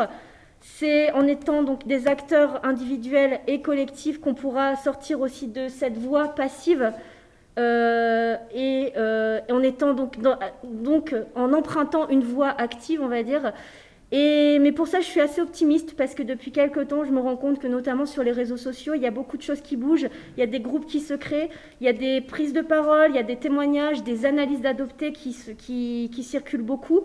Et puis, il y a aussi le film d'Amandine Gay qui sortira le premier semestre 2021. Donc, j'ai la chance de participer dans ce film et qui sera l'occasion, j'espère, au niveau national, puisqu'il y a une sortie nationale de ce film, parce que ce sera l'occasion justement de mener une discussion et questionner réellement donc ce système de l'adoption internationale. Qui est elle-même adoptée. Oui, Amandine est elle-même adoptée, mais plutôt une adoption nationale, elle est née sous X en fait. Voilà, je vous remercie. Moi, je reviens sur le fait, tu parles d'adoption internationale, des trafics, etc. Effectivement, il y en a eu, hein, on ne va pas se mentir, il y en a eu des milliers d'ailleurs. On reparle du système de mission adoption internationale, la MAI, le ministère des Affaires étrangères de Paris, qui enregistre beaucoup de choses. C'est-à-dire, la MAI n'est pas une loi, on ne se trouve pas, c'est une mission internationale gouvernementale du pays. En Corée du Sud, effectivement, comme tu dis, le système papier prouver qu'un enfant n'a plus de filiation connue. Je vais te faire part de mon expérience en Ukraine. Moi j'ai malheureusement fait j'ai fait appel à mon ambassade. Je suis toujours immatriculée au niveau de mon ambassade. On me connaît sous mon nom ukrainien, ce qui est un peu d'ailleurs débile. On vient de voir dans le dossier, un mois après cette demande de dossier de l'ambassade, la pire des erreurs d'une vie, c'est qu'à la 3e page, il y a un acte de naissance. Un acte de naissance avec 2 noms. Les noms biologiques des 2 parents. Vous voyez ce que je veux dire ? Un acte de naissance avec des noms biologiques. J'ai rappelé l'ambassade avec Madame la Consul, je lui ai fait, excusez-moi, d'où ces noms sont là ? Qu'est-ce que fait ces 2 noms biologiques là, dans vos dossiers de l'ambassade ukrainienne en France ? La mission internationale, je les ai recontactés, il me fait, c'est pas possible. Je dis, écoutez, non, elle est là. Parce qu'en fait, à la mission internationale, on m'a pris comme exemple, quand je suis arrivée sur le territoire français, un acte faux civilement à Nantes. Vous voyez ce que je veux dire ? Là-bas, en Ukraine, on avait dit à mes 2 parents, ils ne connaissaient pas les noms biologiques. Donc non, on en revient à dire que les 2 noms sont là, ils sont présents, et même, j'ai rappelé le territoire de l'arrondissement où il a été fait, ça a été bien fait dans la ville de l'orphelinat où je suis, mais c'est même pas le vrai acte de naissance. Il a été fait 2 ans après ma naissance. C'est le lieu où je suis née, c'est même pas le lieu de cet acte. C'est-à-dire, cet acte se trouvait dans la ville de mon orphelinat. Le premier, il a été trouvé à 95 km de Tchernobyl. Vous comprenez ? J'ai demandé à des organismes, moi-même, vous voyez ce que je veux dire, la conséquence de ce que ça fait. On a fait imaginer un acte de naissance 2 ans après ma naissance. Je me suis mis en pression avec l'ambassade française là-bas pour dire les cocos, je ne suis pas reconnue civilement, quoi, en gros. Ils m'ont dit, non, en fait, votre vrai lieu de naissance, à Ivankov, à 95 km ligne droite de Tchernobyl, une zone d'exclusion. Dans le système aussi ukrainien, comme on en reparle, les maladies. Ce qui est important dans mon cas, et c'est pour ça que je fais du droit avant tout, le droit, c'est qu'en fait, quand un enfant sort du territoire, on doit avoir son dossier avec lui. C'est pas parce que les familles passent 2 ans, voire 3 ans à chercher un enfant qu'ils doivent oublier le dossier médical avec. Hein, on en rend compte que je vais donner une expérience qui est un peu moins banale. Je suis née avec un virus et il est là. Vous voyez ce que je veux dire? On en parle du HIV, etc. Il n'y a pas que, hein. L'hépatite, la syphilis, etc. L'hépatite C, en l'occurrence. On vient de rendre compte que moi, quand je vais voir un médecin, en médecin français, hein, qui est plus spécialisé que tout le monde, vous voyez, vous n'avez pas suivi le protocole, vous avez oublié l'hépatite C, vous voyez? L'hépatite C, elle a failli me tuer sans que personne ne le sache, vous voyez? Aux États-Unis, en prenant un exemple, quand un enfant vient sur le territoire, il a un check-up complet. En France, normalement, c'est l'Ordre national des médecins qui doit représenter l'enfant quand il vient chez lui. Normalement, une adoption, que ce soit partout internationalement en France, c'est 10 jours de transition. Les 10 jours sont comptés. Donc médecin, check-up, etc. On en fait tout. Hein. L'histoire d'une adoption, déjà, ça commence par une pauvreté d'un pays. La pauvreté. Mais il n'y a pas que. Hein. Vous voyez ce que je veux dire? Ce système d'un problème écologique, sanitaire, de l'argent, énormément, de minorités non acceptées, fait qu'en fait, le système politique, j'utilise le mot système politique, fait qu'en fait, on doit, entre guillemets, laisser le gamin, vous voyez? Laisser le gamin aller ailleurs. Et ça me fait penser, moi, ce que je plains ces pays-là. Je plains ces pays à faire sortir tous ces gamins, parfois par violation du droit, par filiation connue, mais ils les enlèvent carrément, vous voyez. Le dernier point, excusez-moi, hein, j'adore évoquer ça, parce que c'est toujours bien d'en parler d'ailleurs. Une adoption, qu'elle soit internationale ou nationale, ça reste une adoption. Vous voyez, le mot clair, c'est une adoption. On n'est pas adopté par, on est désadopté pour moi. Vous voyez, on n'est pas une entité, on est une identité différente. On a plusieurs cultures. Le gamin, toi, si tu as eu la chance d'aller 1 an et demi en Corée du Sud, comme tu dis, il y a des familles qui ne peuvent plus y aller avec leurs gamins dans les autres pays. Moi, j'ai de la chance d'y retourner. Mais moi, ce qui me déplaît, c'est qu'il y a des enfants qui aimeraient bien y aller. Parfois, ils ne le disent pas eux-mêmes d'y aller, mais ils ont une envie, vous voyez. Et les parents, parfois, ils n'en parlent pas. Comme si c'était un oubli de le gamin. Mais non, vous voyez ce que je veux dire? Le gamin, il a le droit d'aller revoir ses origines, de revoir ses terres et de revoir les cultures. C'est l'enrichissement surtout, l'enrichissement. La difficulté de parler de l'adoption, elle vient beaucoup aussi des adoptés. J'ai trouvé que c'était très pertinent. Moi, j'ai toujours senti qu'il y avait une espèce de double culpabilité à parler de l'adoption. Non seulement culpabilité parce que concrètement, enfin surtout, moi je prends mon cas en tant qu'adopté sud-coréen, mais c'est que grosso modo on a vécu, on le voit comme ça, c'est qu'on vit un espèce d'abandon d'une première famille. Donc le fait d'être un enfant pas désiré en fait au final, et dont la responsabilité nous incombe. Et après l'autre culpabilité, c'est aussi quand bien même j'aurais envie de retourner vers mes racines, de me documenter là-dessus, il y a toujours dans notre tête, on se dit toujours ouais, mais en fait si je commence à m'intéresser là-dessus, mes parents vont m'en vouloir en fait. Voilà. Donc voilà, je voulais partager ça, quoi. Une question internet, parce que je rappelle qu'il est possible de poser des questions sur le Facebook de l'atelier d'histoire critique. Est-ce qu'une des solutions pour les enfants dans les pays sources serait par exemple le parrainage ou privilégier l'adoption nationale? Autre question, concernant le suivi des enfants adoptés, il faudrait peut-être aussi envisager un suivi des adoptants, avec entre parenthèses un suivi aussi psychologique des adoptants. Il y a une autre proposition, ne serait-il pas envisageable que les pays signataires de la Convention de La Haye, où les adoptés sont accueillis, entre guillemets, de venir en aide ou d'appuyer la recherche de la famille biologique? Est-ce que c'est dans les tiroirs institutionnels? Est-ce que c'est des choses qu'on discute aussi dans les institutions françaises liées à l'adoption? Répondre à la jeune fille adoptée d'origine ukrainienne sur le cas des adoptions irrégulières illégales. Il faut savoir qu'en fait, c'est possible de faire des comités indépendants chargés d'enquêter sur des faits concernant des anciens cas d'adoption venant de l'étranger. C'est ce qu'a fait le gouvernement néerlandais. Comme en France, on a eu après les cas des enfants des enfants de la Creuse. Je ne sais pas si vous connaissez cette histoire. Voilà, il y a eu un comité piloté indépendant qui a été chargé d'enquêter.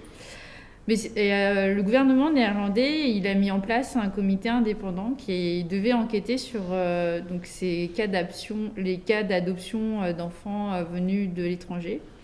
Et la recherche porte sur la période allant de 1967 à 1998. La raison, c'est qu'il y a eu beaucoup d'enfants adoptés originaires du Brésil, aux Pays-Bas, et le cas de loi, la loi sur l'information du gouvernement, qui rend, ça s'appelle loi Aube, qui en fait pousse la question de la transparence en fait dans les dossiers des enfants, les dossiers d'adoption. Et donc là, toute une enquête, tout un comité a piloté ça. Et ces informations suggèrent d'éventuels abus lors de l'adoption des bébés du Brésil dans les années entre 70 et 90, dans lesquels des représentants du gouvernement néerlandais auraient été impliqués. Voilà. Donc tu parlais de ton cas en Ukraine.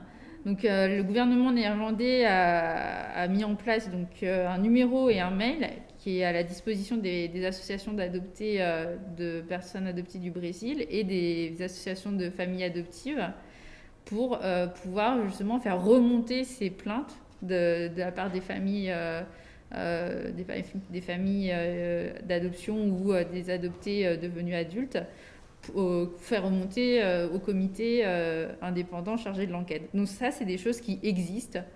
Et c'est des choses qui peuvent très bien se demander en France, de la part...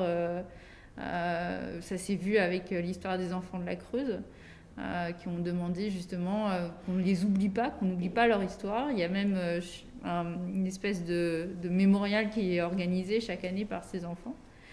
Donc je pense qu'en fait, ce qui est intéressant, c'est que des leviers et des outils de mobilisation et d'action sont possibles. Donc ça, c'était mon premier point de réponse. Le deuxième point de réponse sur la question de la loyauté, la culpabilité ressentie quand on est adopté, quand on souhaite faire des démarches de recherche des origines. Ça, c'est... Alors, il y a la question de la... En fait, c'est toujours pareil. Est-ce que cette culpabilité, c'est le non-dit durant l'enfance, l'histoire de l'enfant, est quelque chose qui est instauré comme ça dans la famille, et même dans la famille élargie, comme si c'était un peu un tabou qu'il fallait surtout pas exprimer, ou est-ce que c'est vraiment quelque chose qui vient de la part de l'enfant ou de la personne adoptée? C'est toujours très délicat à savoir si c'est l'adopté qui ne souhaite pas s'exprimer, qui a peur par culpabilité, ou est-ce que il y a eu un mécanisme du fait que tu parlais de narration dominante de la part de la famille, comme ça, qui a été transmis dès l'enfance à l'adopté. Il y a un très beau témoignage de la part de Barbara Monesti qui s'appelle « Dis merci, tu ne connais pas ta chance d'avoir été adoptée ». Voilà, donc ça je vous invite aussi, c'est une source précieuse.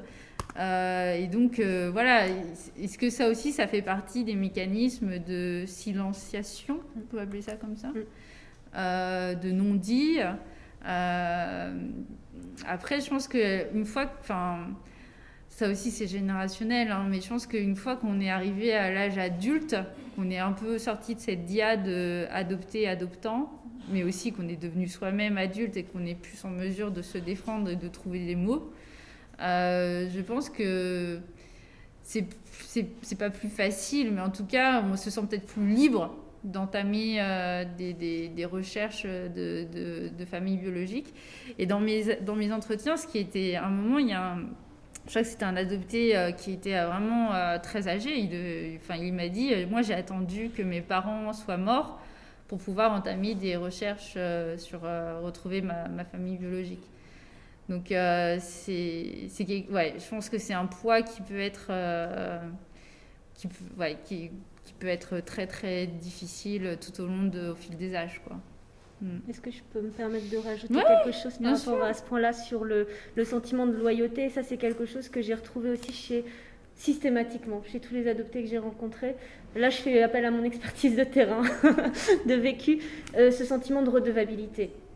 On se sent redevable, on se sent reconnaissant d'avoir été sauvé. Et là, on rejoint le mythe d'avoir été sauvé d'une vie misérable, le mythe d'avoir été sauvé d'une vie précaire, de la rue. Et du coup, c'est redevabilité versus privilège en quelque sorte. Parce que de là découle qu'on est perçu comme des privilégiés. Et donc, comme tu dis, il y a tout ce processus de silenciation que... Mais de quoi vous vous plaignez, vous les adoptés, en fait? Vous avez une vie en Occident, vous êtes... De base, on est ce qu'on appelle des transfuges de classe, c'est-à-dire les transfuges de classe, on peut être ascendant ou descendant, c'est-à-dire qu'on change de classe sociale. L'adoption, le moment de l'adoption, nous, en général, nous fait changer de classe sociale. C'est-à-dire qu'en général, les personnes qui adoptent, c'est des personnes qui sont de milieu... soit classe moyenne, il y a très très peu d'adoptants de classe populaire. En fait. D'ailleurs, dans les critères qui sont demandés aux candidats à l'adoption, notamment sur périmètre Corée du Sud, souvent les autorités coréennes faisaient en sorte que les parents, les futurs parents adoptifs soient issus de bons diplômes, enfin ils aient eu des bonnes qualifications, ils aient des revenus très très très conséquents. Et aussi que, en fait, ils puissent assurer, on va dire comme ça, un avenir, enfin en tout cas des études, pour voir que l'enfant qu'ils vont adopter fasse des études. Et il y a vraiment comme ça, en tout cas de la part des autorités coréennes, un point d'honneur à faire en sorte que ces enfants aient le meilleur des parents qui puissent assurer. Mais ça revient encore à la question de qu'est-ce qu'une vie réussie, qu'est-ce qu'une vie meilleure, qu'est-ce que voilà. Mais ouais, je pense que c'est quelque chose qui se retrouve chez... je pense, enfin, vraiment tous les adoptés, on a ce sentiment-là de loyauté, de redevabilité, on se sent reconnaissant d'avoir été sauvés, quoi. Ayant même discuté avec des personnes qui n'étaient pas adoptées, en fait, c'est plus ou moins aussi un problème qu'ils rencontrent face à la construction familiale, paternaliste et tout, quoi. Mais moi, c'est aussi parce que je suis issu... de nos parents adoptifs, ils sont aussi eux du milieu prolétaire ouvrier, quoi, et que du coup il y avait vraiment cette nécessité, nos enfants ils feront des études, et je les ai pas fait de la manière conforme à leurs attentes, quoi. Et ouais, mon père un jour m'a vraiment mis dans la figure tu m'as déçu et regarde tout ce que tu me dois, quoi. Mais c'est juste pour dire que en fait on sait pas si il fait référence au milieu dont on est issu et le sacrifice qu'il a donné pour qu'on puisse avoir accès à une éducation supérieure ou des trucs comme ça, mais ou si c'est tout simplement ça vient du fait que regarde d'où on est venu te chercher, quoi, de quelle misère on t'a sorti. J'ai évoqué la santé mentale chez les adoptés, etc. Mais quid aussi de comment sont... Enfin, bon, ça c'est une autre question encore, mais les adoptants, quelles sont les démarches? Je sais que... Enfin, moi, j'étais adoptée dans les années 80. Je sais que mes parents ont juste eu un rendez-vous chez un psy et puis c'est tout, quoi. Mais voilà. Qu'est-ce qu'il en est à l'heure actuelle? Ça, je ne sais pas non plus. Il y a les démarches d'agrément qui sont très difficiles pour les candidats à l'adoption. Et en fait, là encore, c'est biaisé parce que l'agrément, en fait, ils doivent remplir tout un questionnaire. Est-ce que vous vous sentez apte à avoir des enfants qui sont déjà âgés? Est-ce que vous vous sentez apte à prendre en charge les soins d'un enfant avec une pathologie très très lourde? Est-ce que vous vous sentez apte à avoir des enfants fratries, donc avec des frères et sœurs? Donc en fait, le candidat à l'adoption, aujourd'hui, il doit vraiment... lui aussi, il est aussi dans un truc d'autocensure, c'est-à-dire qu'il veut adopter, mais s'il dit « Ah ben non, je me sens pas apte à avoir un enfant noir, on va rien me proposer, tu vois ?» Donc c'est très délicat. Et alors moi, c'est marrant, j'avais parlé à mes parents, pourquoi du coup tu as adopté un enfant asiatique, pourquoi tu n'as pas adopté un enfant africain, etc. Et alors moi, mon père m'avait plus ou moins avoué à demi-mot, moi, en tant que parent, j'aurais pas pu faire face au racisme de mon enfant noir. C'est très intéressant aussi ça, tu vois.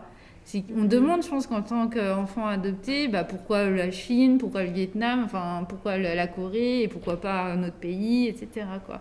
Et je pense qu'il y a aussi, de la part des institutions, en tout cas, il y a une sorte de... Voilà, il faut que que le candidat aussi rentre dans une norme. Et d'ailleurs, c'est pour ça qu'il y a eu pas mal aussi de documentaires qui ont relaté le fait que dans les demandes d'agrément, à chaque fois, souvent, les candidats de couples homosexuels étaient mis bien en dessous de la pile des dossiers, quoi. Donc on est dans une norme aussi de reproduction de la filiation. Et l'adoption internationale, elle est un peu...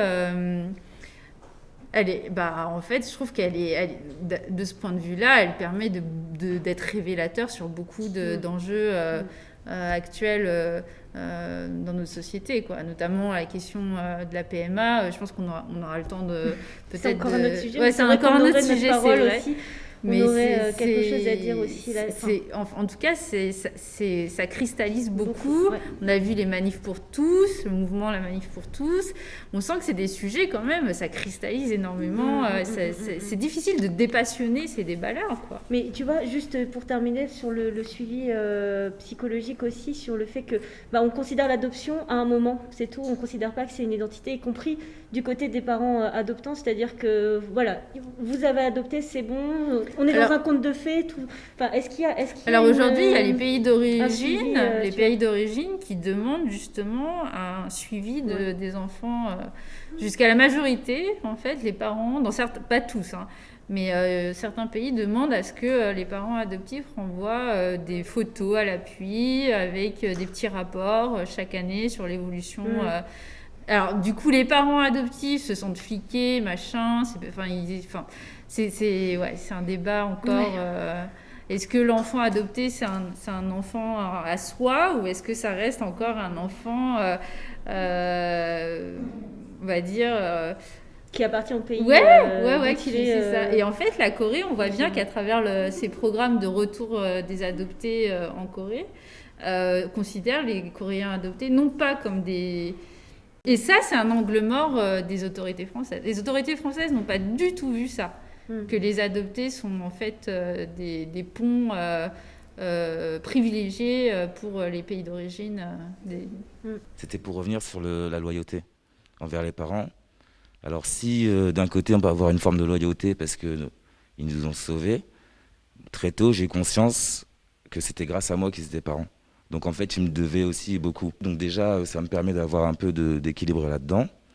Et après je voulais revenir sur la notion de page blanche. C'est-à-dire que moi, quand je suis arrivé, j'étais pas une page blanche. Je suis plutôt une page noire. Non, mais c'est vrai. Et par contre, ce truc-là, c'est que j'ai cherché donc aussi mes origines, mes racines, pour redonner justement un sens à cette couleur. Mais ce que je me rends compte, c'est que même moi, si j'ai fait cette démarche-là, au final, parce que j'ai des enfants, qu'est-ce que je vais transmettre à mes enfants ? En fait, ça va se passer sur le long terme. Parce que j'ai des enfants, je les ai eus avec une femme blanche, donc au final ils sont métis. Qu'est-ce que je vais pouvoir leur donner de tout ce que j'étais chercher, c'est-à-dire pas grand-chose au final. Donc de génération en génération, je me dis en fait, mes descendants, ce sera comme des petits blancs.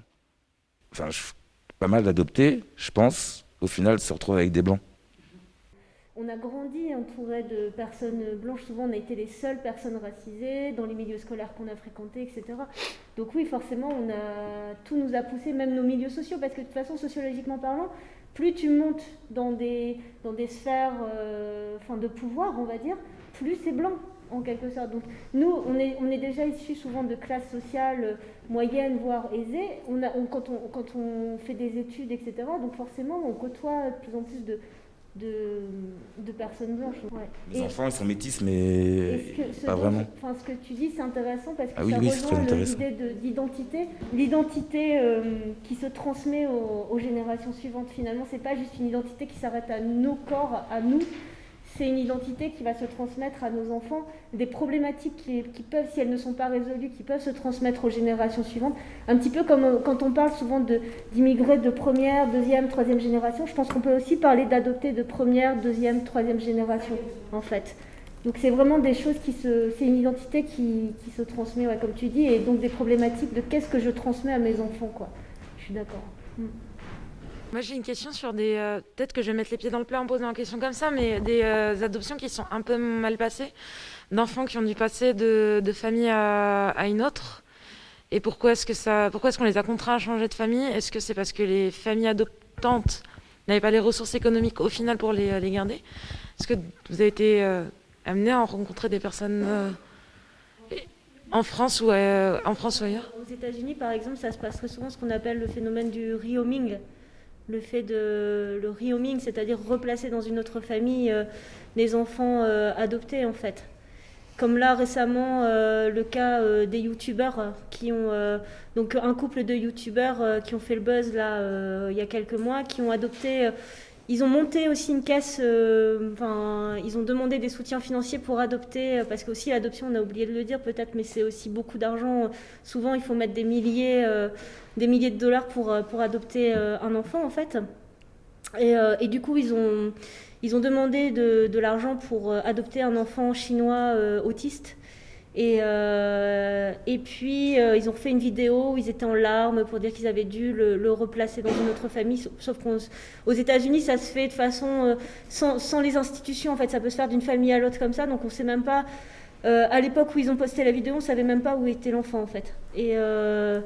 Et puis, voilà, ce qui est problématique aussi dans cette histoire, c'est que c'est eux qui se font passer pour victimes en disant « Oh là là, on n'a pas réussi, mon Dieu, à l'élever, ce petit enfant qui est handicapé. » Du coup, bon, bref, c'est... après, en France, moi, j'ai pas d'exemple. Je ne sais pas si tu as des exemples. De cas d'enfants adoptés, abandonnés, puis réadoptés. Ouais. En fait, c'est pas possible. En fait, ils sont directement placés à l'ASE, à l'aide sociale à l'enfance. Parce que ils peuvent pas être réadoptés comme tu parlais de l'exemple des États-Unis. Ouais. Mais il y a des échecs d'adoption, oui, bien sûr. Les chiffres sont assez inquiétants d'ailleurs, hein, des parents qui du coup abandonnent. Parce qu'il y a des contextes tellement différents, mais des enfants qui sont adoptés et puis abandonnés. Oui, derrière, c'est dramatique parce que là aussi, hein, il faudrait voir un peu leur devenir. C'est vrai qu'il n'y a aucune statistique donnée là-dessus. Si, il y a des statistiques, hein, mais c'est tabou, quoi, on va dire. Juste sur la question de la parentalité des adoptés, je pense que c'est... Enfin, moi, j'ai essayé d'en parler un peu dans ma thèse, mais c'est surtout du côté des mères, des mères adoptées qui deviennent mères à leur tour. Et je pense que les pères adoptés qui deviennent... les garçons adoptés qui deviennent pères à leur tour, c'est un angle mort. On ne les entend pas. On n'a pas d'études vraiment sur votre population-là. Est-ce que c'est ça qui vous a... Il y a une sensibilité sur la question de la recherche des origines par rapport au devenir parental, etc. Vous évoquiez la question de la transmission, la question aussi d'identité noire, etc. Qu'est-ce qu'on transmet à l'enfant? Et du coup, du côté de la parole des adoptés hommes qui deviennent pères, c'est pour le coup, si vous voulez faire des études là-dessus, il faut absolument... Une première chose que je voulais dire, c'est que c'est la première fois que je fais une démarche d'aller avec des enfants adoptés. Parce qu'en fait, moi, je déteste en fait être amenée à ça. Dans le sens où, en fait, je suis OK j'assume le fait d'être adoptée, mais je veux pas, en fait, qu'on m'identifie comme ça. Je ne suis pas l'adoption, en fait. Je suis Lysenia, une personne à part entière qui a son histoire, mais je ne veux pas, en fait, être réduite à ça. Donc, jusqu'à aujourd'hui, je refusais ça, en fait. C'est-à-dire que D'ailleurs, c'est très rare que quand je vais quelque part, les gens sachent que j'étais adoptée. Et genre, des fois, il y avait des gens, pendant des années, ils me connaissaient, ils n'avaient aucune idée que j'étais une enfant adoptée. Déjà, je voulais dire ça. Ensuite, ce que je voulais vous dire, c'est que par rapport à cette notion de mensonge, où en fait, on ment, ce débat-là que vous relevez par rapport aux enfants qui sont arrachés à leur famille, c'est qu'en fait, moi, mes parents, on leur a dit qu'on n'avait plus de mère, en fait. Enfin, c'est-à-dire que notre mère, elle pouvait plus... qu'en gros, on n'avait plus de mère. Alors qu'en fait, on a arraché ses enfants à ma mère. Et donc, c'est les services sociaux, en fait, parce que ça, on n'en parle pas. Mais en fait, dans les pays, il y a quand même des services sociaux, comme en France, qui retirent les enfants aux parents parce qu'ils sont maltraitants ou parce qu'ils Ils ne sont pas dans des conditions favorables. Et en fait, ma mère adoptive a découvert après, quand c'est arrivé en France, parce que je lui ai raconté, qu'en fait, ma mère, jusqu'au jour de l'adoption, a refusé de signer l'acte d'adoption et que c'est le juge qui a signé pour elle. Et jusqu'à sa mort, elle a réclamé qu'on lui rende ses enfants. Donc moi, en fait, elle croyait que j'étais complice de ça, que j'étais au courant qu'il ne savait pas. Et donc, elle m'a rejeté toute ma vie pour ça. Donc, vous imaginez quand même les histoires de fous, en fait. Parce que moi, je parlais brésilien, elle parlait français. Et donc, elle savait pas, en fait. Et un jour, j'ai croisé ma mère dans la rue, je lui ai dit, c'est ma maman. Et elle l'a pas compris, en fait. Alors que mon père adoptif, par contre, lui, il avait compris. Et il lui a dit, si, je me rappelle, c'était tel jour, tout ça. Donc, je trouve que c'est très important, en fait, cette notion-là. Et moi, en fait, ce que j'ai compris par rapport au tabou, c'est qu'en fait, les parents, il y a certains, en tout cas mes parents à moi, ils ne voulaient pas connaître la vérité. Donc cette transparence et cette question de page blanche, moi j'avais 10 ans, c'était vraiment ça. Mais ça, c'est juste horrible en fait. Comment tu peux croire qu'un enfant qui a 10 ans ou 5 ans, ou même bébé, arrive avec une page blanche? C'est impossible en fait. Même en étant bébé, on a toute notre histoire passée intergénérationnelle en fait. Donc ça, pour moi, c'est juste dramatique de considérer l'enfant comme ça. Et ce que je voulais vous partager d'autre aussi, c'est que... mais du coup, moi, mes parents, ils m'ont fait taire. Donc, par rapport à cette notion de loyauté et de pas oser, en fait, parler, c'est qu'en fait, il y a aussi des parents qui font taire. Parce que c'est trop dur pour eux, en fait. Ils ne sont pas capables d'assumer, en fait. Donc ça, je trouve ça très dur. Et par rapport, en fait, parce que vous n'en parlez pas du tout, mais d'ailleurs, moi, ça me choque, c'est qu'en fait, moi, quand je suis arrivée en France, ce que je souhaitais, c'était de l'amour, de l'affection, de la tendresse et de l'attention. Et en fait, tout ce que mes parents adoptifs m'ont renvoyé, c'est justement cette chance au niveau matériel. Mais j'en avais rien à faire du matériel, moi. En fait, tout ce dont moi j'avais besoin, c'était d'être entourée, enveloppée, aimée. Et donc, par rapport aux besoins des enfants, mais des parents aussi, en fait, moi, je relève vraiment cette question-là, des besoins. Quels sont les besoins? Quels ont été les besoins qui n'ont pas été satisfaits? Comment est-ce qu'on peut aider les enfants, les adultes, les parents à prendre soin de ces besoins-là. Et moi, c'est un travail là-dessus que j'aimerais faire, en fait. En fait, moi, c'est pas une question, c'est plutôt une inquiétude par rapport, je repense à la présentation d'Hélène. Tu disais que aujourd'hui, les enfants étaient adoptés de plus en plus tard, avec des besoins de plus en plus spécifiques, des problèmes de santé, etc. Et donc, du coup, ça pose vraiment la question de savoir quel est l'accompagnement, enfin, du coup, pourquoi, du coup, il y a ce facteur.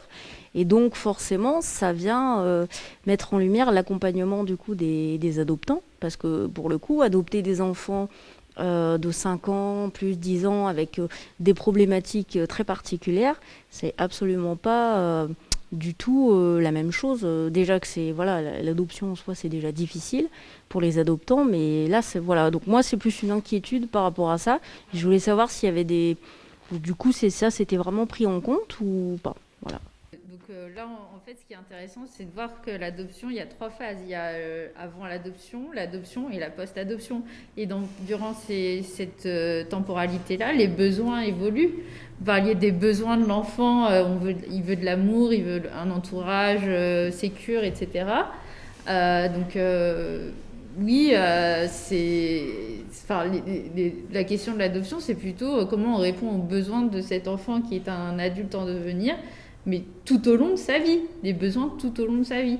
L'accompagnement des adoptants, le problème, c'est qu'une fois que l'enfant il arrive dans la famille adoptive, les adoptants aussi, ils sont aussi démunis.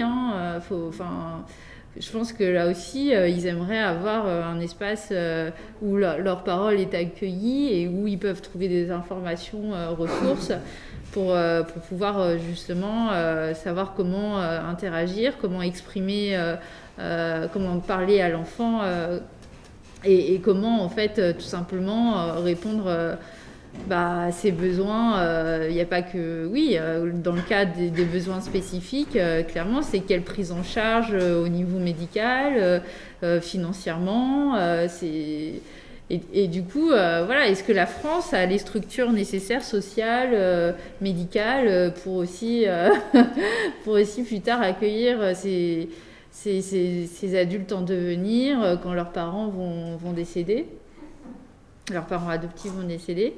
Est-ce que ça, enfin, pour moi, c'est une question. La question des besoins, elle est aussi bien avant qu'après l'adoption. Et après l'adoption, c'est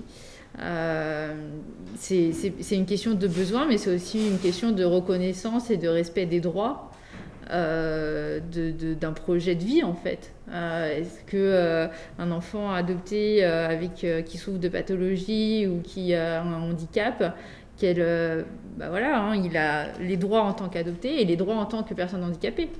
Donc on va être sur une juxtaposition de revendications aussi au niveau des droits et des besoins, puisqu'on est sur une multiplicité et une diversité maintenant de profils.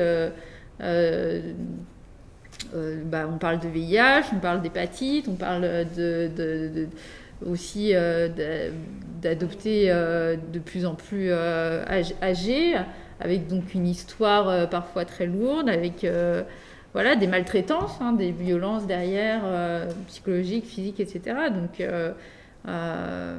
Donc l'adoption, c'est d'abord voilà, une question de comment on fait pour accompagner tout au long de sa vie et quelle politique publique on met en place pour tout au long de sa vie accompagner au mieux les adoptants et les adoptés.